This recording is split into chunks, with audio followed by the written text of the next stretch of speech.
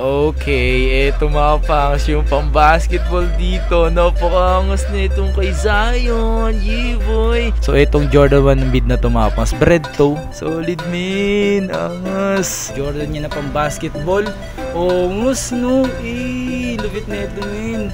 Etong Titan X Jordan 1 low. Grabe yung ongos painting ni Michael Jordan kay DJ Khaled with the best. Ang ongos na ito mga pangs.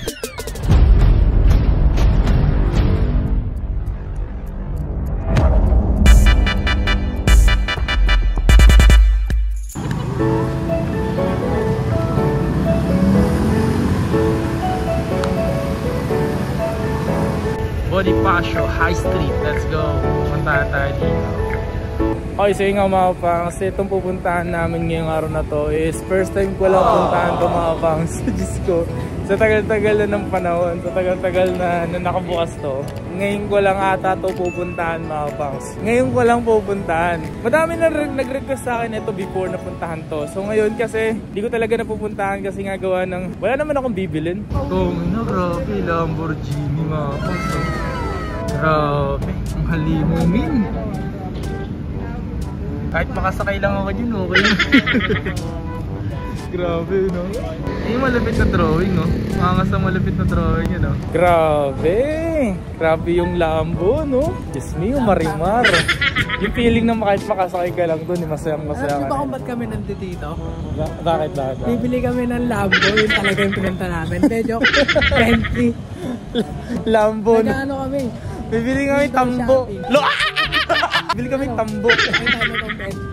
Bentley, oh. Bentley. Meron lang kami 20. Okay guys, nandito tayo ngayon. Nakita nyo ba yan? So ngayon titingnan natin kung ano meron dyan. Baka pag alam natin, kain natin yung presyo, try natin bilhin. Kaso, ayun o, nakita nyo ba yan? Mga Jordan. Sabi, gintong-ginto yun, no? Gintong-ginto. Yo, what's up sa inyo mga fans at kumusta na kayo sa maganda at masayang araw na naman na pagsasamahan natin ngayon. So ngayong araw na to, Ben, nandito tayo sa Jordan, Manila. Ang tagal kong din nakapunta rito. Tagal kong din pumunta rito. Ngayon lang. So napadaan lang kasi kami dito mga fans. Ginawa kami ng vlog dito. And ngayong araw, titingnan din natin kung ano meron, no? Tsaka bumili kasi akong kotse. Bumili ng kotse pero naglalakad tayo, no? And pero sa inyo mga fans, i-check lang natin kung ano meron. Pero maingay dito. So kailangan natin siguro record lang natin to mga fans yun dito. So tara, saksiyan natin kung ano meron dito. And then kung meron tayong makita na pasok sa presyong abot kaya at pasok sa bulsa, bili natin. Okay sa inyo mga pangs, dumaan tayo dito sa Jordan, Manila. And napakita ko lang sa inyo kung ano yung makikita natin ngayong araw na to. Let's go! Let's go! Ayun, mga Jordan, tingnan natin. Okay sa inyo mga fans, nandito tayo ngayon sa loob ng Jordan, Manila. Sobrang daming tao nagpunta dito. Grabe, ito yung mga Jordan meron dito mga fans. Yung hawak ni boss, angas nun. Ito, malupit. Yeah, ang presyo pala nito 7,375 mga fans. Ito yung mid na lang to, mid cut lang to mga fans. At ito yung mga sapatos pa meron dito. Ayan, marami. Ito steel, yung hawak ko na yan. Angas niya, wala lang presyo nakalagay mga pangs, pero alam ko ang presyo yung mga nasa 9,000. And then eto mga pangs, so ayan, Jordan mid lang din to, 7,000 na din. Puro 7,300, parang ganoon yung presyo lahat meron dito mga pangs, basta mid. Tapos itong hawak ko yan, ayun yun, same price lang dyan mga pangs. Ayan 7,000. Yan, pwede na mga pangs, no? Sobrang solid na itong sapatos na to. Tsaka kung naghahanap ka lang din naman ng mga naka SRP, so dito ka na bumili mga pangs sa Jordan, Manila. Lalo to, sheesh, ang angas min. Sobrang angas na ito mga pangs, no? Ayan, marami pa dito yung mga pang basketball mga pangs pero ito muna tayo, papakita muna natin itong mga to. Lalo to mga pangs, ito yung gusto ko sana dito bilhin dito. So itong Jordan 1 mid na to mga pangs, bread to, yung nakalagay. So ayan, okay din naman mga pangs yung presyo, kayang-kaya din naman mga pangs. Sa presyo niya, pwede na rin naman. At ito, ang ganda, diba? Solid min, angas. Pinag-iisipan ko bilhin yan eh. Ayan, kaya ang tagal ko dito. So may nakita ko dito mga pangs na isang Jordan 1 na mid. So hindi ko alam kung anong Jordan to. Paki-comment down below mga pangs kung anong Jordan to.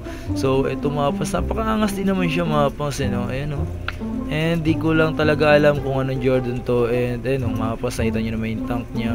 And then may bandang outsole. Ang ganda rin ng colorway nito mga pangs, ha. So yun na nga mga paps, may nakita ko rito ganitong Jordan 1 na mid. And ito nga pala mga paps is parang taxi. Alam ko taxi nga to mga paps. At wala lang presyo. So check ko tong isa, wala din mga paps. Pero pagkakalam ko ang presyo nito nasa 7,395 pesos mga paps. At ito nga meron ditong lifestyle na Jordan mga paps. Ay may nakalagay sa likod niya na 98. And paki-comment nga mga paps kung anong colorway yan. At ito napakadaming Jordan talaga dito mga paps. At meron ako nakita dito etong Jordan 3 na Archeo. Tama ba yung pagkakabanggit ko mga paps? Ang presyo nga pala nito 11,000. Grabe man. Napaka-solid ng colorway. So ito mga paps talaga yung napupusuan ko dito. Itong sapatos na ito mga paps Jordan 1 mid. Ang presyo nga pala nito 7,395. At gusto ko nga siya sukatin pero mukha siyang di bagay sa akin mga paps. O di lang talaga ako marunong pumorma. Yun lang angas pero. So yun nga mga paps, nandito naman tayo ngayon sa may mga apparel lang mga paps. Marami din solid dito. At ito yung malupit yung hawak ng tropa ko mga paps. Ayun, Jordan niya na pang basketball. Ongus no, lupit na ito min. Kaso walang presyo nga lang mga kapangs. Yun lang talaga, wala nakalagay na price. So ito tinuturo ng kasama ko mga pangs. So maganda din to kasi Jordan to mga pangs eh. Pero yung presyo nito alam ko medyo may price naman to. Pero alam naman natin ganun talaga ang Jordan. Angas no. Dito ako nalupitan mga kapangs itong painting ni Michael Jordan. Eh no, kala ko totoong sapatos siya mga kapangs. Pero painting siya na pagka 3D lang talaga mga kapangs. Ang bangis no. Tinan mo makita pag malayo siya. And then no, mapapansin mo naman talaga mga kapangs. Angas min no. Pag malayuan talaga parang nakalagay lang yung sapatos. Pero pag nawakan mo na siya mga kapangs, okay mga kapangs yung painting niya. Sobrang ganda. Ben, presyo nito 1.3 na.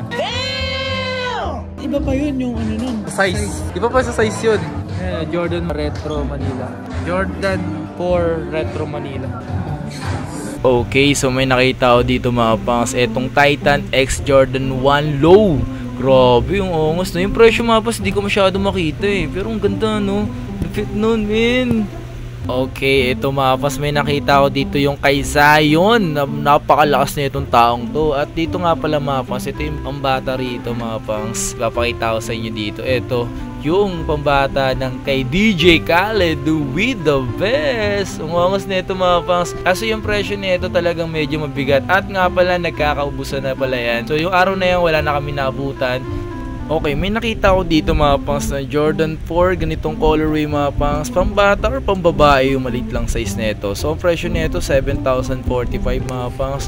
At dito napaka dami rin dito mga pangs. Ako nga pala dito sa side na to, ito ata mga display na lang to mga to. Dito di na to kasama sa mga binebenta. Pero grabe no, ganda.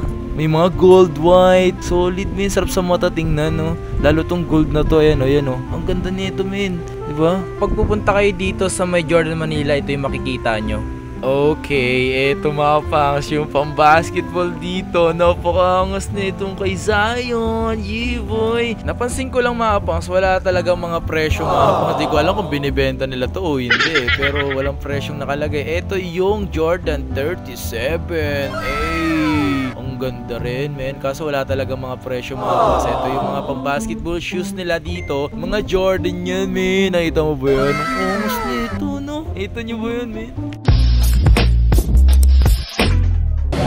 Okay, so nga mga pangs, that's it for today's video. Kung may nagustuhan kayo sa mga pinakita natin, bumisita tayo dito sa Jordan Manila. At first time lang natin pumunta dito. Grabe no, ang aangas, ang sasolid na mayroon doon no. Tsaka grabe din na dahil talaga din siya ng mga karamihan. Kaya gawa ng, doon lang sila makakabili ng SRP na Jordan, di ba? So ngayon, ako tinignan ko lang talaga. Siyempre kung may nagustuhan naman talaga ako doon. Siyempre first time ko lang pumunta. Kung may nagustuhan man ako, sana binili ko na. Pero wala eh. Wala akong nagustuhan eh. No? Kasi mo naka-stoplight pa, ang gangster natin eh. No? Gangster mood. Dito malulupit mga sasakyan eh. No? Bentley, Audi, Audi Global City. Porsche. Tsaka Lambo. Grabe no. Tipin mo kung mayaman ka lang no. Kung mayaman ka lang mabibili mo yan. Grabe. Iba talaga. May ibang mag-isipag ka eh para sa gusto mo lang. Pero kung iba yung mayaman ka, diba? Nakaya mo bilhin yung mga ganyan. Pero siyempre kung wala ka naman sapat na pera, hanggang pangarap lang tayo. Pero kung sakaling natupad man yung pangarap natin sa buhay, mabibili natin yun, diba? Wala ka man sa ngayon, wala ka pang kakayahan, mabibili mo rin naman yung mga gusto mo. Pero darating din yung tamang panahon. Baka pag nanalo ka ng loto. Pag nanalo, So yun nga mga fans, maraming salamat sa pagsuporta at pagsama. Road to 100k subscribers. And peace out. God bless. Stay safe.